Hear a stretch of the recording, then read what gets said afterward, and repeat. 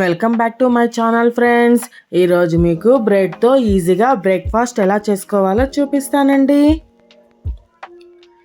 ఒక గిన్నెలోకి 1 కప్పు శనగపిండి వేసుకోండి. 1 స్పూన్ ఉప్పు వేసుకోండి. 1 స్పూన్ కారం వేసుకోండి. కొద్దిగా పసుపు వేసుకోండి. కొద్దిగా జీలకర్ర వేసుకోండి. ఒక మీడియం సైజ్ ఉల్లిపాయని ఇలా సన్నగా తరుక్కోండి. కొద్దిగా కొత్తిమీర, కొద్దిగా తురిమిన క్యారెట్ పిండిలోకి వేసేసుకోండి.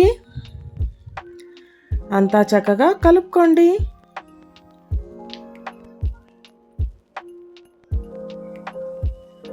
కొద్దిగా నీళ్లు వేసుకుని నేను చూపిస్తున్నాను చూడండి.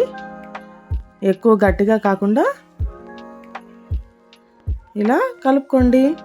చూడండి,